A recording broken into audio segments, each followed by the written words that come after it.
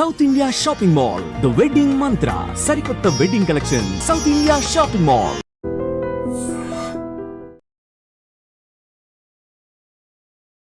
నమస్కారం, welcome to I dream. ధర్మ మార్గం విత్ విజిత కార్యక్రమానికి స్వాగతం.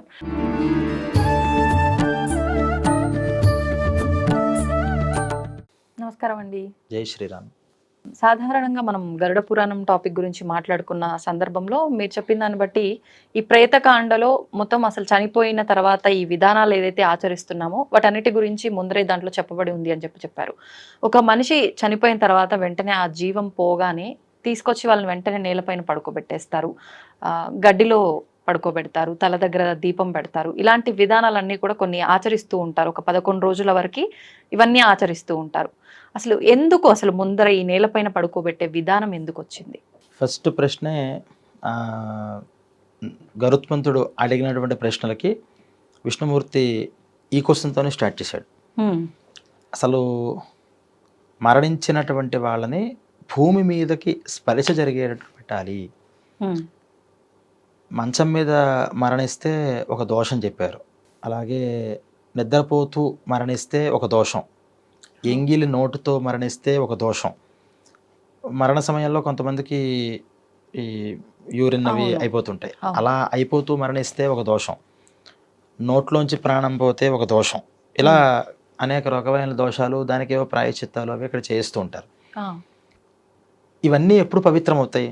అసలు మనం స్టార్టింగ్ నుంచి పడుకోబెట్టడం దగ్గర నుంచి ఈ కర్మకాండ స్టార్ట్ అవుతుంది మనకి. యాక్చువల్గా అయ్యగారు మంత్రాలు ఇవన్నీ తర్వాత, కర్మకాండ ఒక మనిషి పోయిన వెంటనే, పోతాడు అని తెలుసున్న వెంటనే ఫస్ట్ బయటకు తీసుకుంటామన్నారు. ఇంట్లోంచి బయటకు తీసుకొచ్చిన తర్వాత పడుకోబెట్టాలి. ఈ పడుకోబెట్టడంతోనే కర్మ స్టార్ట్ అయిన పెట్టరు మాకి. ఈ స్టార్ట్ అయ్యే దగ్గర ఏం చెప్పారంటే, నేల మీద డైరెక్ట్గా పడుకోబెట్టమని కాదు, గోమయంతో దాన్ని ఆవు పేడతో అలికి ఆ ప్రదేశం మీద పెట్టమని. ఎందుకంటే భూమి స్వతసిద్ధంగా కొన్ని దోషాలతో ఉంటుంది. భూమే దోషాలతో ఉంటుంది. ఆవిడ అమ్మవారే, కానీ ఆవిడ దోషాలు దేనివల్ల వచ్చాయి అంటే, మధుకైటభులు అనేటటువంటి రాక్షసులు విష్ణుమూర్తి చెవి గులువు నుంచి బయటకు వచ్చి ఆయనతో యుద్ధం చేసి 5,000 సంవత్సరాలు చేతులు కుస్తీలు పెట్టారట. విష్ణుమూర్తి ఆయనతో యుద్ధం చేశాడు 5,000 years. వీళ్ళు ఓడవలేదు. సరే, వీళ్ళకి చాలా ముచ్చట వేసింది. అమ్మవారు ఏం చేసిందంటే, బ్రహ్మగారుని సేవ చేయడం కోసం ఇదంతా, విష్ణుమూర్తి బొడ్లోంచి వస్తాడు బ్రహ్మగారు, ఈయన చెవుల్లోంచి వచ్చారు వీళ్ళిద్దరు రాక్షసులు. వచ్చి చూశారట ఎదురుకుండా. ఆయన ఏదో వింత జీవి ఒక 5 తలకాయలతో కనిపించాడు. అప్పుడు ఫస్ట్లో 5 తలకాయలు ఉండేవి ఆయనకి. 5 తలకాయలతో కనిపించేప్పటికి, ఏంటి నువ్వు? ఆయనేమో సత్తు, ఇదేమో అసత్తు. అంటే అది మంచి, ఇది చెడు. ఫస్ట్ నుంచి ఉంది ఇది, ఈ రెండిటికి మంచి చెడు. నాభిలో ఉన్నటువంటి మలినంలోంచి బ్రహ్మగారు వస్తే, చెవిలో ఉన్నటువంటి మలినంలోంచి రాక్షసులు వచ్చారు. వీళ్ళు రాక్షసులు. ఎందుకు రాక్షసులు అంటే, పక్కవాడిని ఇబ్బంది పెడదామని చూస్తున్నారు. నువ్వు ఉండకూడదని ఆయన మీద బయలుదేరుతుంటే ఆయనకు భయం వేసి విష్ణుమూర్తిని పిలుద్దామా అని చూస్తే, ఈయనేమో నిద్రలో ఉన్నారు, యోగ నిద్ర. నిద్ర ఎందుకు పడుతుంది అని ఆలోచించి, ఓ నిద్ర అంటే తమోగుణం, ఆ తమోగుణానికి అధిష్టాత్రి ఒక శక్తి ఉంటుంది అని, ఆ శక్తికి అమ్మవారు అని ఒక పేరు పెట్టి ఆయన ధ్యానం చేశారట. చేయడంతోనే నిద్రని ఆయన దాంట్లోంచి బయటకు వెళ్ళిపోయింది నిద్రాదేవి. ఈయన లేచి సేవ చేయడానికి బయలుదేరుతుంటే, ఇప్పుడు మళ్ళీ ఆయన చూసేట 5,000 years అవుతుంది, వీళ్ళంతా ఇది తెమిలేలా లేదు వ్యవహారం అంతా. కాబట్టి మళ్ళీ ఇందాక నన్ను సేవ్ చేసింది కదా ఫస్ట్లో ఆ దేవి, ఒకసారి మళ్ళీ నేను ప్రార్థన చేద్దామని అమ్మవారిని ప్రార్థన చేస్తే, ఈసారి ఏం చేసిందంటే వీళ్ళలోకి మళ్ళీ ఆవిడ ప్రవేశించింది. వెంటనే వీళ్ళు ఏం చేశారంటే, విష్ణుమూర్తిని చాలా గొప్పగా యుద్ధం చేసావయ్యా 5,000 years మాతో నువ్వు కాబట్టి మేము ఇద్దరం కలిసి నీకు వరం ఇస్తాము అన్నారట. విష్ణుమూర్తికి వీళ్ళు ఇస్తారట వరం. నాకేముంది, నాకు ఇంకేం వరం కావాలి, మీరు నా చేతిలో చావాలి, అదే నాకు వరం. అయ్యో, ఇలా పొరపాటున ఇలా ఇచ్చేసాము వరం అంటే. చూడండి, సృష్టి ప్రారంభంలో కాబట్టి వాళ్ళకు కూడా కమిట్మెంట్ ఉంది. ఇస్తామన్న తర్వాత దానికి కట్టుబడాలి అనేది ఉంది. ఇప్పుడు మనకు అది ఉండదు, రాను పోతుంది కమిట్మెంట్. ఆ కమిట్మెంట్తో వాళ్ళు ఏం చేశారు, సరే ఇస్తామన్నాం కదా, చిన్న షరతు పెడదాం, అయితే ఇస్తాము, కానీ ఎక్కడ నీళ్లు లేవో అక్కడ మమ్మల్ని నువ్వు సంహరించాలి అన్నట్టు. అప్పుడు అంతా ఉన్నదంతా నీరే, ఇంకా భూమి అవేం పుట్టల. ఆ నీళ్లల్లోనే ఈ విష్ణుమూర్తి, ఆ విష్ణుమూర్తిలో ఉన్నటువంటి ఆ చిన్న మలం ఎప్పుడైతే అంటే మలం అంటే మట్టి, ఉమ్, ఆ మట్టి శరీర మాలిన్యం ఏర్పడంతోనే దాని నుంచి ఒక సృష్టి ప్రారంభమైంది. ఇక భూమి సృష్టి జరగల. ఇప్పుడు ఎక్కడ భూమి కోసం మరి నీళ్ళే ఉన్నాయి, అసలు భూమి ఉండాలి అని కూడా తెలియదు. ఉమ్, భూమి అనే ఒక కాన్సెప్ట్ ఉంటుంది, దాని మీద మనం చంపాలి అనేది అంతకు మునుపు భూమిని చూసిన వాళ్ళకి తెలుస్తుంది, కానీ స్టార్టింగ్లో వాళ్ళకి తెలియదుగా. అవును. మనం ఏం చేద్దాము అని చూసి ఆయన ఒకసారి తొడని చూశాడు, తొడ కనిపించింది. ఆ తొడని ఏం చేశాడంటే పెద్దగా చేసి ఆ ఇద్దరు రాక్షసుల్ని దాని మీద పెట్టి ఇలా నలిపేసేట మొత్తం. ఉమ్, మధుకైటవుని నలిపేశాడు.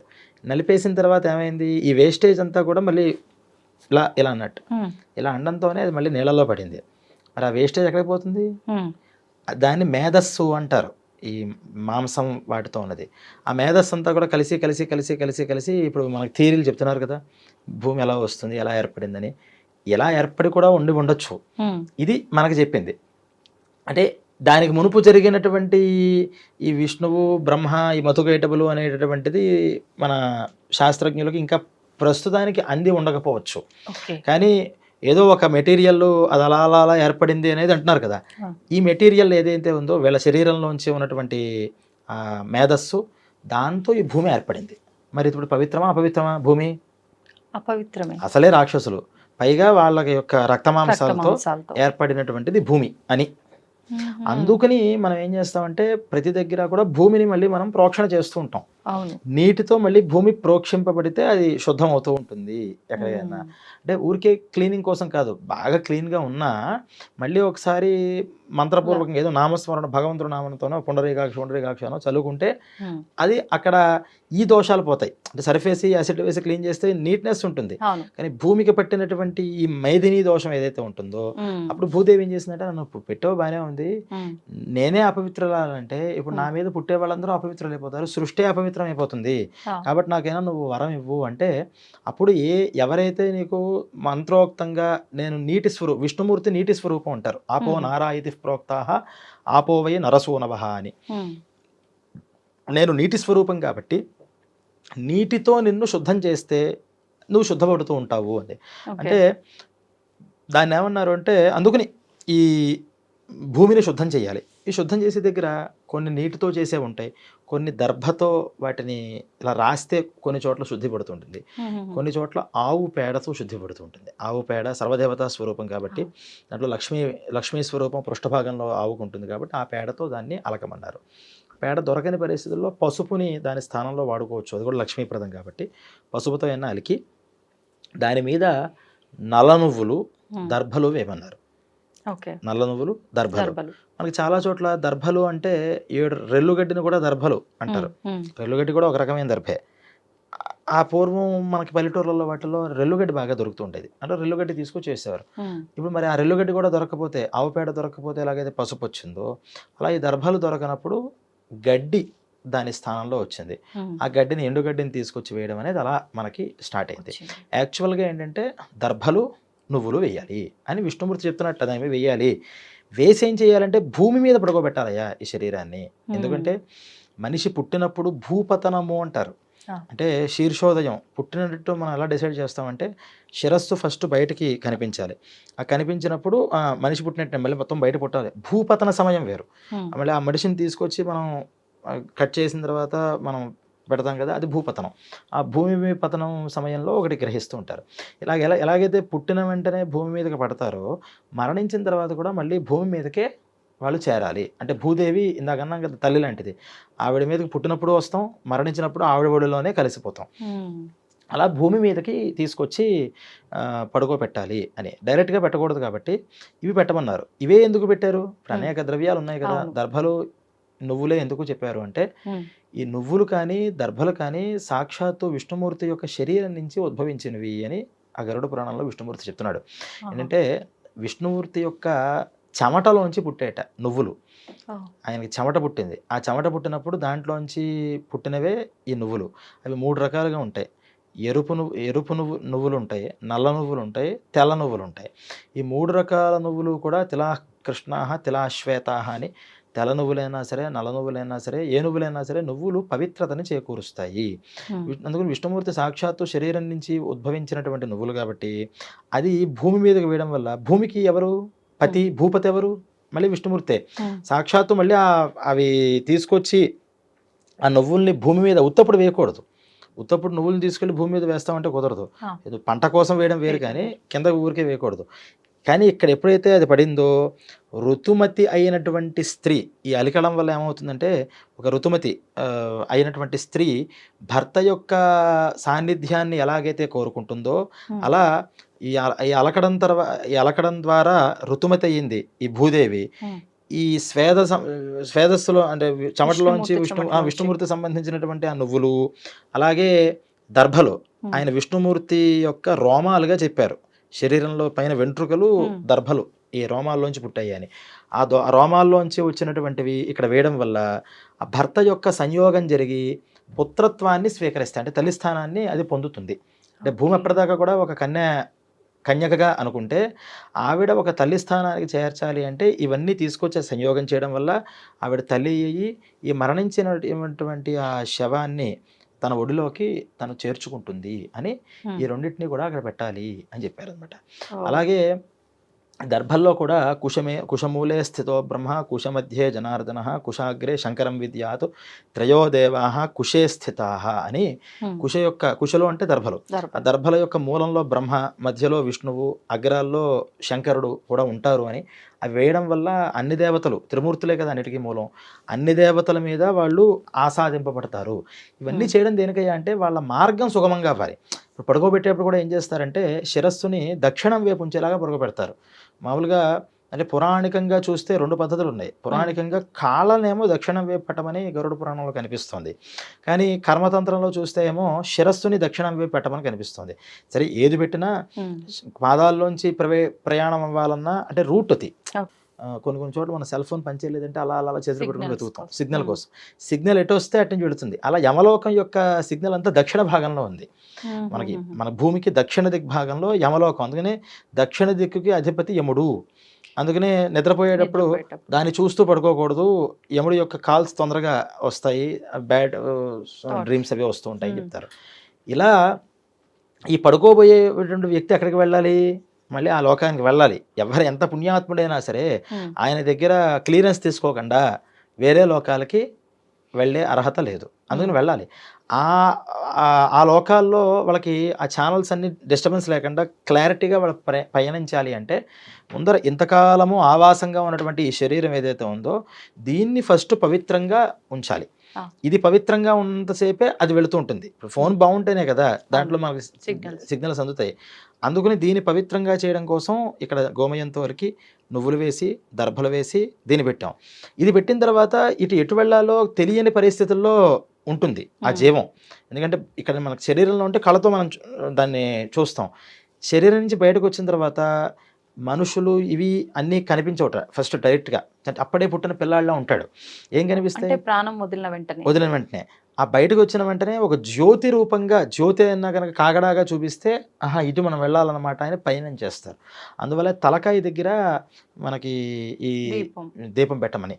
అందుకని దక్షిణం వైపు తలకాయ పెడితే ఏమవుతుందంటే తలకాయ పైన ఈ దీపం పెడతారు కాబట్టి ఆ దీపం అక్కడ కనిపించిన వెంటనే ఈ దిక్కుగా మనం పయనించాలి అని ఆ దిక్కుగా తన ప్రయాణం చేస్తాడట. అప్పుడు ఈ యమలోకలో యమభటులు కూడా అప్పుడే ముందరగా ప్రాణాన్ని తీసుకెళ్ళడం రెండు కూడా ఒకేసారి జరుగుతాయి. అంటే యమభటుల చేతిలో పూర్తిగా సరెండర్ అయిపోడు. అప్పటిదాకా శరీరంలో నేను నేను నేను అనుకున్నాడు, ఒక్కసారి అలా సరెండర్ అయిపోతాడు. ఎటు వెళ్ళాలి, ఎటు పారిపోవాలని చూస్తుంటాడు. ఈ పారిపోయే ఈ దిక్కు కనిపిస్తుంది దీపం. వెళ్ళాలి అనుకుంటాడు, వాళ్ళకి కావాల్సిందే అటు వెళ్ళడం, అటు వాళ్ళు తీసుకెళ్తూ ఉంటారు. ఇలా వాళ్ళ పయనం స్టార్ట్ అవుతుంది. అందువల్ల తలకాయ దగ్గర దీపం పెట్టడం అనేది ఫస్ట్ రోజు ఖచ్చితంగా జరగాలి. మరి తర్వాత 10 రోజులు కూడా ఎక్కడైతే మరణించారో లేదా ఎక్కడైతే మనం పడుకోబెట్టామో, అందరూ ఇళ్లలో ఇప్పుడు హాస్పిటల్లో పోతారు, కానీ శవాన్ని తీసుకొచ్చి ఎక్కడైతే పడుకోబెట్టామో అక్కడ మళ్ళీ ఈ దీపాన్ని పెట్టి చేస్తూ ఉంటారు. ఎందుకు ఇది అంటే మళ్ళీ అక్కడ శిలాస్థాపనం అనే ఒక చిన్న గులకరాయి మీద ఈ జీవిని తీసుకొస్తారు. తర్వాత ఎపిసోడ్లో మనం చెప్పుకుందాం. ఆ జీవికి మళ్ళీ వెళ్ళి వస్తూ ఉంటాడు, అక్కడక్కడే సంచరిస్తూ ఉంటాడు, మళ్ళీ ఒక దగ్గరికి వస్తూ ఉండాలి. ఎక్కడ రావాలన్నా సరే ఇది ఛానల్ అనమాట. ఇది దీపాన్ని చూసుకుని మళ్ళీ అక్కడికి వస్తూ ఉంటాడు, దీపాన్ని చూసుకుని ఆ దిక్కుకు మళ్ళీ వెళుతూ ఉంటాడు అని ఈ 10 రోజులు కూడా అక్కడ ఆ స్థానంలో దక్షిణ దిక్కు వైపు తిరిగేలాగా దీపం Hmm. పెట్టాలి అని. అక్కడ కూడా ఒంటి ఒత్తితో పెట్టమన్నారు. 2 ఒత్తులో, 3 ఒత్తులో, 4 ఒత్తులో పెడితే కన్‌ఫ్యూజన్ వస్తుంది. ఎటు ఏది వెళ్ళాలో అర్థం కాదు. ఓకే. అందుకని ఒకే దిక్కుగా ఆ దక్షిణ వైపు చూసేలాగా దీపం పెట్టడం వల్ల ఆ దిక్కుగా నేను వెళ్ళాలి అనే ఒక ప్రచోదన ఆ జీవికి ప్రేతకి కలుగుతుంది అని చెప్పారనమాట. అందుకని ఇక్కడ ఈ శరీరాన్ని శుద్ధంగా ఉంచి ఇక్కడ తర్వాత చేయబోయేటటువంటి అంటే ఇప్పుడు చెప్పాం కదా, ఈ కుశలు ఎందుకు పెట్టాలంటే అది విష్ణుమూర్తి నుంచి వచ్చినవి, ఈ నువ్వులు ఎందుకు పెట్టాలి అంటే అది విష్ణుమూర్తి చెమటలోంచి వచ్చినవి. ఈ వచ్చినటువంటివి ఆ భూమి మీద శుద్ధంగా అయినటువంటి ఆ భూమి మీద వేయడం వల్ల ఆధానం జరిగి తను ఒక స్త్రీమూర్తిగా మారినప్పుడు తన ఒడి మీదకి ఈ బిడ్డని తీసుకొచ్చి పెడితే ఆ మాతృత్వం అనేది ఆ పిల్లాడిని ఎలా తీసుకోవాలి, నేను ఎలా శుభగతులు ఎలా కలిగించేలాగా వీడు చేయాలి, ఆ పైన లోకాల్లో ఇబ్బందులు లేకుండా ఎలా చేయాలి, వీడి పుణ్య సంస్కారాలను ఎలా బయటకు తీసుకుని రావాలి అని ఆ మాతృహృదయం ఆలోచిస్తూ ఉంటుంది. ఎప్పుడైతే తల్లి ఇక్కడ ఆలోచిస్తుందో తండ్రి కూడా దీనికి అనుగుణంగా ఆలోచిస్తాడు అని అలా పడుకోబెట్టమన్నారు. చూసారా, పడుకోబెట్టే దగ్గర నుంచి కూడా మన ఉద్దేశం ఏంటి అంటే వాడికి శుభగతులు కలగాలి. ఇప్పుడు మీరు ఇందాక హాస్పిటల్ అంటే నాకు ఒక ఆలోచన వచ్చింది. అంటే మనం అతను చనిపోతున్న ముందే ఇదంతా కూడా ప్రిపేర్ చేసుకొని, చనిపోయిన తర్వాత వెంటనే ఇదంతా ప్రిపేర్ చేసుకొని ఒక పద్ధతిగా ఇదంతా మొదలు పెట్టాలి. ఇందాక మీరు అన్నట్టు హాస్పిటల్లో మరణించిన వాళ్ళు ఉంటారు, లేదు ఎక్కడైనా యాక్సిడెంట్ అయితే స్పాట్ డెడ్ అయిన వాళ్ళు ఉంటారు. ఇప్పుడు ఇక్కడ వాళ్ళకు ఈ ప్రాసెస్ అంతా కూడా జరగదు. మీరు అన్నట్టుగా ఆ గోమయంతో అలగటం కానివ్వండి, ఈ నువ్వులు, ఈ గడ్డి ఇదంతా అంటే ఇంటికి వచ్చిన తర్వాత వేస్తారేమో, కానీ అప్పటికే వాళ్ళని క్లాత్లో చుట్టేయటము, ఇలా జరిగిన వాళ్ళని ఇవన్నీ ఉంటాయి కదా. మరి ఇప్పుడు వాళ్ళు ఉత్తమ గతి చెందరంటారా? మీకు మరణించిన వెంటనే దీంట్లో 2, ఒకటి మరణించే మునుపుగా బయటకు తీసుకొచ్చి పడుకోబెట్టడం, కొంచెం అంటే జీవం ఉన్నప్పుడే కొన ఊపిరితో ఉంటారు, ప్రాణం పోదు. అప్పటిదాకా మంచం వచ్చిన వాళ్ళు గబుక్కుని తీసుకొచ్చి బాబు ఇంక అయిపోయేలా ఉంది, తీసుకునండి తులసికోట పెట్టండి అని తులసికోట దీపాన్ని సిద్ధం చేసి అక్కడ కూర్చోబెడతారు. ఇలా లేకుండా నిద్రలోనే పోయారు. మనం ఈ హాస్పిటల్ దాకా వెళ్ళక్కల, ఇంట్లోనే నిద్రలో మంచమే పోయారు. అప్పుడేంటి అంటే తెలిసిన వెంటనే తీసుకొచ్చి పెట్టడం, తెలిసిన వెంటనే బయట సిద్ధం చేసుకోవడం. పోయారని తెలిసిన తర్వాత గోమయాన్ని, అవి అందరికీ అందుబాటులో ఉండే వస్తువులేగా, ఎక్కడికో వెళ్ళాల్సింది లేదు, అవి ఏర్పాటు చేసి అక్కడి నుంచి తీసుకొచ్చి పెట్టడం. ఇప్పుడు మీరు అన్నట్టు హాస్పిటల్లోనో లేకపోతే ఎక్కడైనా దూర ప్రాంతాల్లోనో మరణిస్తే అక్కడి నుంచి మనం ఇంట్లో తీసుకొచ్చేదాకా కూడా ఇదే పరిస్థితి ఏర్పాటు చేయాలి. మరి మీరు అడిగిన ప్రశ్న ఏంటి అంటే, ఇక్కడ పోయేటప్పుడే వాళ్ళ యమభట్టులందరూ వచ్చి ఆయా దిక్కుల్ని తీసుకెళ్ళాలి అనుకున్నప్పుడు, ఇప్పుడు ఆ హాస్పిటల్ దగ్గర నుంచి ఇక్కడికి 1 or 2 hours పడుతుంది. ఈ 2 hours ఆ జీవి ఏం చేస్తాడు? అతనికి ఏమీ మార్గాలు కనిపించవు కదా. అందుకనే వాటిని ఏమన్నారంటే దుర్మరణాలు అన్నారు. ఇది సుఖమరణం, అవి దుర్మరణం. అంటే మనకి తెలుసున్న వాళ్ళ ఇంట్లో మనం చూస్తూ ఉండగా అలా ప్రాణాన్ని వదిలేయడం అనేది సుఖమరణంగా చెప్తే, ఇది ఆకస్మిక మరణాలు, దుర్మరణాలు. వీటికి మళ్ళీ అందుకనే అక్కడ ఆయా సమయాల్లో ఏం చేయాలో తెలియక తిరుగుతూ ఉంటాడు కాబట్టి అతన్ని రిలీజ్ చేయడానికి అక్కడ ప్రాయశ్చిత్తాలు చెప్పారు. ప్రతి దుర్మరణానికి కూడా ఒక ప్రాయశ్చిత్తం. హాస్పిటల్లో మరణిస్తే ఒక రకమైన ప్రాయశ్చిత్తం, ఇంట్లో మంచం మీద చెప్పాను కదా, మంచం మీద పరిస్తే ప్రతిదానికి కూడా ప్రాయశ్చిత్త కర్మను ఆచరించడం వల్ల అక్కడ దాకా కన్ఫ్యూజ్ అయినటువంటి జీవి మళ్ళీ ఇది వచ్చిన తర్వాత వెళుతుంది. అందుకనే ఎప్పుడైనా సరే, ఇప్పుడు ఈ రోజుల్లో అమెరికా నుంచి, లండన్ నుంచి కొడుకులు రావాలి, కూతుళ్ళు రావాలి, వాళ్ళెవరో రావాలి అని 3-4 రోజులు ఉంచేస్తున్నారు. కానీ అలా ఉంచకూడదు. సూర్యోదయ సూర్యాస్తమయాలు ఆ శవం మీద పడితే అక్కడ లోకాల్లో వీళ్ళకి చాలా ఇబ్బందులు కలుగుతాయి. నాకు చెప్తే ఎవరికి అర్థం కావట్లా. ఇప్పుడు అవన్నీ వాళ్ళు రావాలి అనుకుంటున్నారు తప్పితే, నువ్వు వచ్చినా రాకపోయినా ఈ శరీరం అనేటటువంటిది వాళ్ళకి ఎలా మంచి కలిగించాలో మనం ఆలోచించాలి. పూర్వం నుంచి కూడా ఎప్పుడు మరణిస్తే అప్పుడు సజ్జస్కాలంలో వెంటనే దహనం చేసేసేవారు. దాన్ని అలా ఉంచకూడదు అని చెప్పారు. ఎందుకు ఉంచకూడదు అంటే ఇలాంటి సమస్యలే వస్తాయి. వాళ్ళు అప్పటిదాకా గజిబిజి గందరగోళం అయిపోతుంది వాళ్ళ పరిస్థితి. ఎక్కడికి వెళ్ళాలో తెలియదు, ఏం చేయాలో తెలియదు. ఈ లోపల ఈ శరీరాన్ని, ఏ శరీరం లేదు కదా, అప్పటిదాకా శరీరం ఉంది, వర్ణనాతీతమైన బాధ. ఒకటి ఇలా ఉంటే మళ్ళీ ఒక 3 రోజులకో 4 రోజులకో ఈ సూర్యోదయ సూర్యాస్తమయాలు పడినప్పుడల్లా వాళ్ళ శరీరం మీద సూర్యమండలంలోకి అంటే నిప్పుల్లో కాల్చేస్తున్న బాధ కలుగుతుంది వాళ్ళకి. సూర్యోదయ సూర్యాస్తమయాలు శవం మీద పడితే నిప్పుల్లో వాళ్ళు కాలిపోతున్న బాధ. ఆ బాధ నుంచి దాహం వస్తుంది, తాగడానికి ఏమి ఉండదు, విపరీతమైన దాహం వస్తుంది వాళ్ళకి. అందుకనే మామూలుగా దహనం చేస్తున్నప్పుడే వాళ్ళకి ఈ దాహం అయితే వస్తాయని, తాపము, దాహము ఇవన్నీ పోవడానికి ఈ తిలోదకాలు, వాసోదకాలు అని ఇవన్నీ 10 రోజుల కర్మల్లో చేయిస్తూ ఉంటారు. ఇప్పుడు ఒక డౌట్, మీరు హాస్పిటల్లో మరణించినా, మంచం పైన మరణించినా, ఇంకెక్కడ మరణించినా కొంత సమయం ఆలస్యమైన మొత్తానికైతే మనం తీసుకొచ్చి ఆ ప్రాసెస్ మళ్ళీ చేస్తున్నాము, వాళ్ళకి ఒక మార్గం చూపిస్తున్నాం. అసలు కొన్ని సందర్భాల్లో శవమే దొరకని పరిస్థితులు ఉంటాయి. వాటర్‌లో చనిపోయిన వాళ్ళు అసలు పోయినట్టే ఉంటుంది గానీ తెలియనే తెలీదు. అసలు శవం దొరకదు కొన్నిసార్లు. ఇట్లాంటి సందర్భాల్లో మరి ఇంక వాళ్ళని తీసుకొచ్చి ఇవన్నీ చేసే స్కోప్ మనకుండదు. అప్పుడేం జరుగుతుందంటారు? అప్పుడు దానికి ఏమన్నారంటే అగ్నిదగ్ధం. ఫర్ సపోజ్ అగ్నిలో మొత్తం ఫైర్ యాక్సిడెంట్ అయ్యి మొత్తం కాలిపోయింది, ఏమీ లేదు, హ్మ్. అస్థికలు మిగులుతాయిగా, ఆ అస్థికలను తీసుకొచ్చి ఆ అస్థికలకి మళ్ళీ ఇవన్నీ సంస్కారాలు చేయమన్నారు. అంటే హ్మ్. ఎక్కడో అక్కడ ఏదో ఒక దాన్ని ఆశ్రయించుకుని ఉంటాడు. హ్మ్. శరీరం అంతా కాలిపోయినా లోపల ఉన్న ఎముకల్ని తీసుకొచ్చి మొత్తం మళ్ళీ దహనక్రమం మళ్ళీ చేసి ప్రాసెస్ అంతా స్టార్ట్ చేయమన్నారు. హ్మ్. మీరన్నట్టు నీళ్ళల్లో పడిపోయింది, శవం కూడా దొరకలేదు, మనిషి వెళ్ళిపోయాడు, హ్మ్. కానీ పోయినట్టు కన్ఫర్మేషన్ అయితే ఉంది, ఓకే. శరీరం అయితే లేదు. అందుకని పొరపాటున ఎక్కడైనా కొట్టుకు రావచ్చు కదా, అందుకని దానికి కూడా కొంత సమయాన్ని ఒక 2-3 డేస్ వెతకమన్నారు. హ్మ్. 3 డేస్ అయినా సరే ఇంక రాకపోతే మనిషి, అప్పుడేం చెప్పారు అంటే పాలాశ విధి అని ఒకటి చెప్పారు.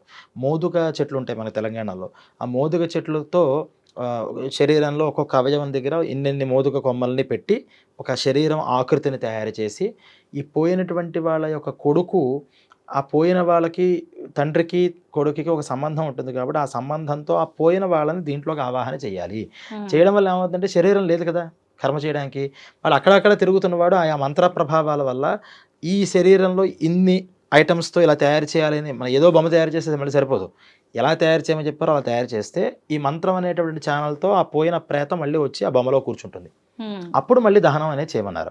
అప్పుడు చేసినా మళ్ళీ 3 డేస్ అనుభవించాల్సిందే. ఇప్పుడు వాళ్ళ కర్మ అలా లేకపోతే వాళ్ళెందుకు అలాగా ఫైర్ యాక్సిడెంట్‌లోనో నీళ్ళలో ఎందుకు పోతారు?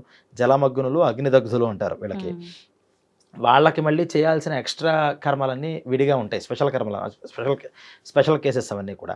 వాళ్ళకి మనం మామూలుగా తద్దినాలు పెట్టినప్పుడు కూడా హ్మ్. అగ్నిదగ్ధులకి సెపరేట్‌గా మళ్ళీ చేస్తారు, ఆహా! జలమగ్నులకి మళ్ళీ సెపరేట్‌గా చేస్తూ ఉంటారు. అంటే వాళ్ళ కర్మ అలా ఉంది కాబట్టే అలా పోయారు. అలా కొంతకాలం 3 ఆర్ 4 డేస్ వాళ్ళు అనుభవించాల్సిందే.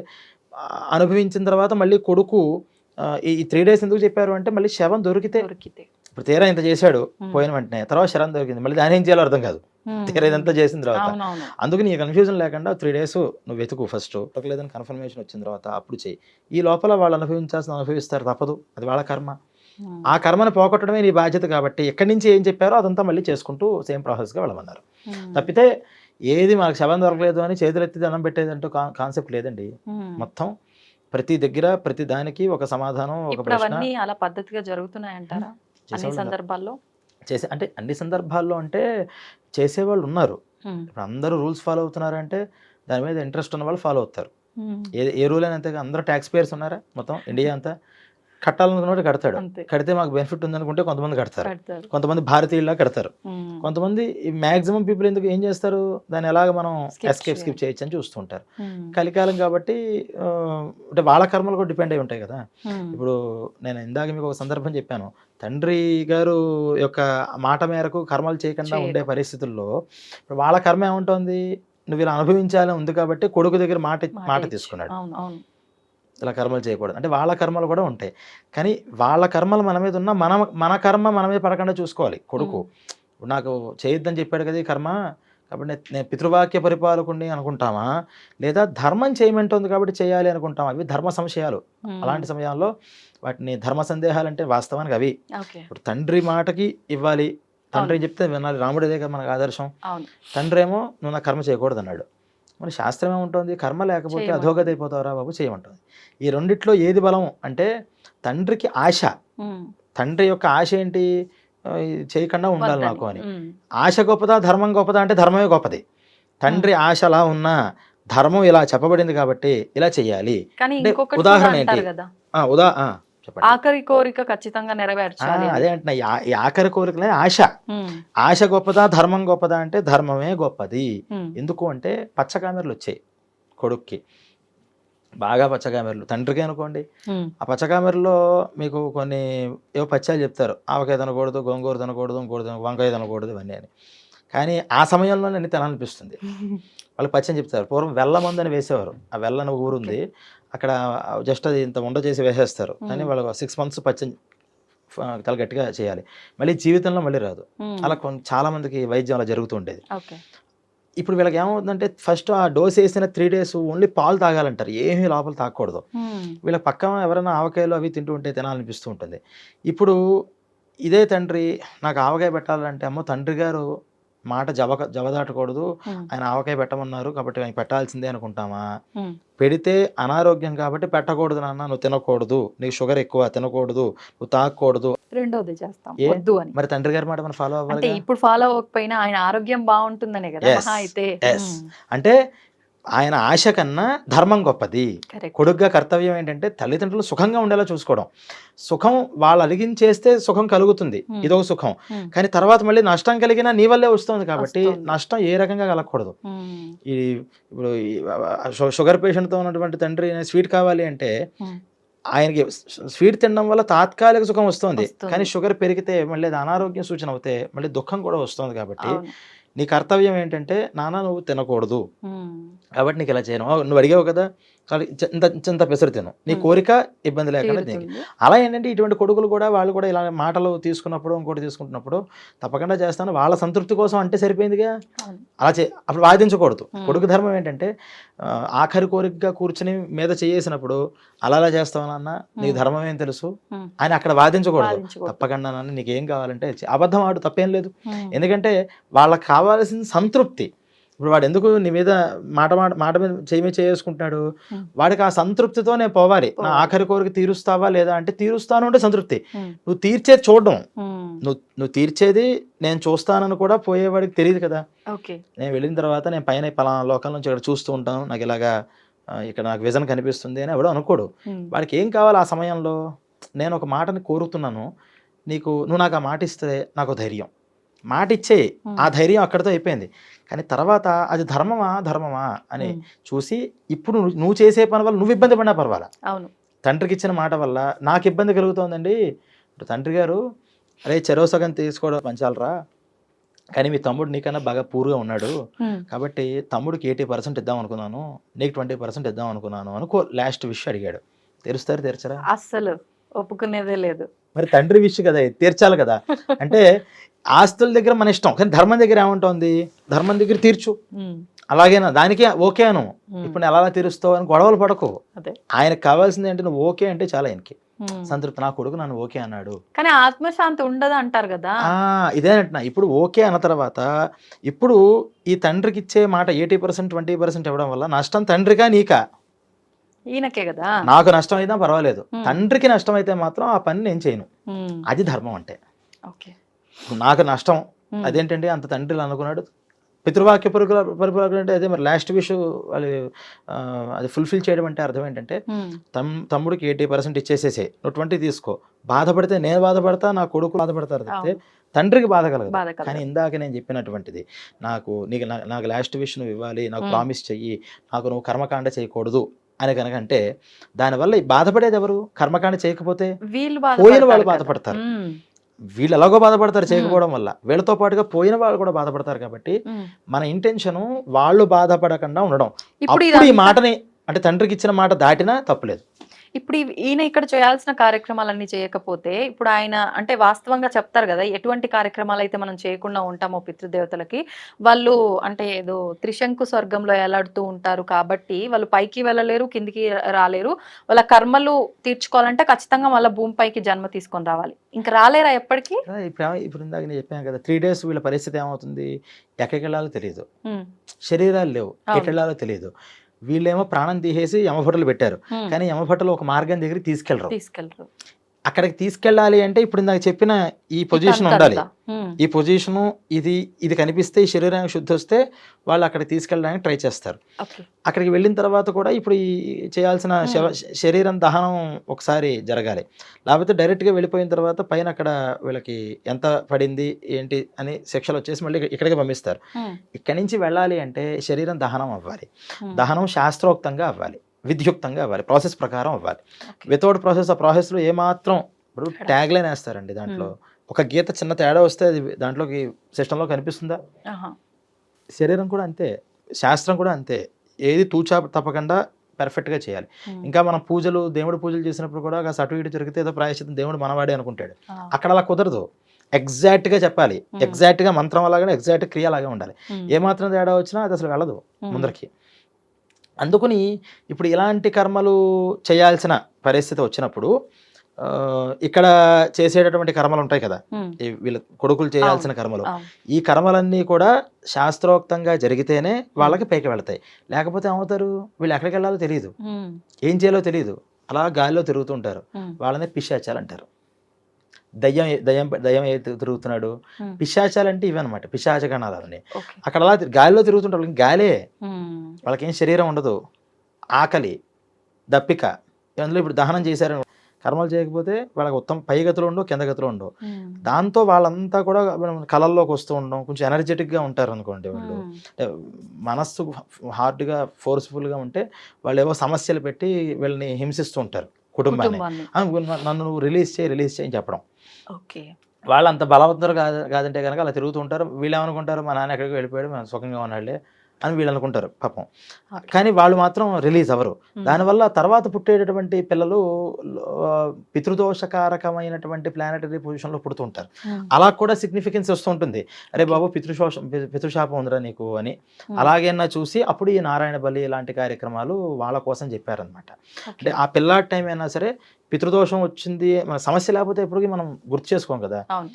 డాక్టర్ దగ్గరికి ఎందుకు వెళ్తాం చెప్పండి? అంటే ఏదో ఒక డాక్టర్ అనారోగ్యం గారు వస్తేనే నన్ను మీరు వెళ్తాం.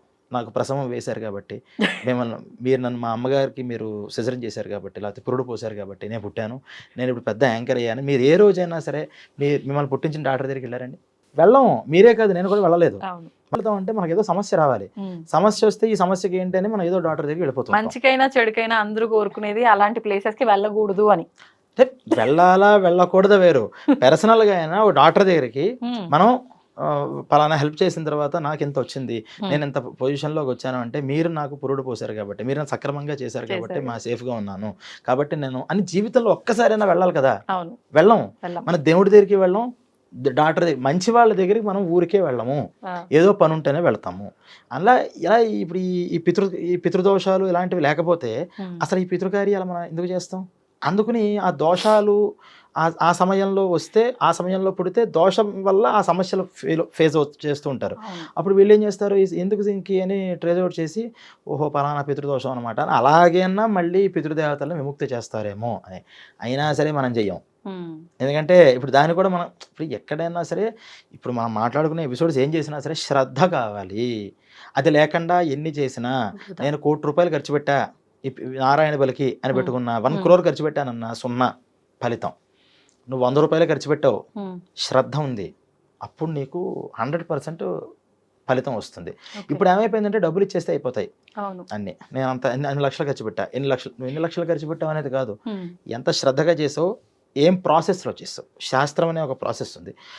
ఆ శాస్త్రం చెప్పినటువంటి విషయంగా ఒక కర్మకాండ ఎలాగైతే నియమాలు చెప్పిందో ఆ నియమాలతో మనం ఉండాలి. ఓకే. కనీసం ఇప్పుడు 100% ఉంటామండి అంటే కలియుగంలో అన్నీ ఉండలేకపోవచ్చు. కనీసం 100% మనం శాస్త్రం ఫాలో అవ్వలేకపోయినా మనకి తోచినంతలో 100% మనం శాస్త్రరీతిగా ఉండాలి అని అనుకున్నప్పుడు కూడా మనం శాస్త్రం ఫాలో అయిన ఫలితం ఈ కలియుగంలో మనకు వస్తుంది. అంటే అన్నీ పెర్ఫెక్ట్గా చేసే యుగం కాదు ఇది, కానీ అన్నీ పెర్ఫెక్ట్గా చెయ్యాలి అనే ఇంటెన్షన్తో మనం ఉండాలి అని మనకి దీంతో తెలుసుకోవచ్చు.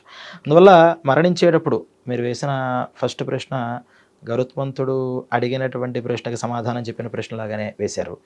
ఇది మరణించినటువంటి వాళ్ళ యొక్క పరిస్థితి, అంటే శరీరాన్ని కూడా అందుకనే ఈ పంచామృతాలు వాటితో శుద్ధం చేస్తారు. అంటే మనిషి పోయిన తర్వాత ఎందుకు ఇదంటే ఇది ఎంత పవిత్రంగా ఉంటే పైన అంత పవిత్రమైన శరీరాలు వస్తూ ఉంటాయి. అలాగే ఈ శరీరం లోపల ఆ నోట్లో కూడా బంగారం వేయడం అనేది మనం చూస్తాం. బియ్యం వేస్తున్నారు భయం గారు. యాక్చువల్గా ఏంటంటే పంచలోహాలు వేయాలి. అలాగే 7 రకాల ధాన్యాలు ఉన్నాయి, ఆ ధాన్యాలు కూడా వాటిలో వేయాలి. అన్నీ దొరకవు కాబట్టి ఆ టైంలో బియ్యాన్ని వేసేయడం అని చేస్తున్నారు.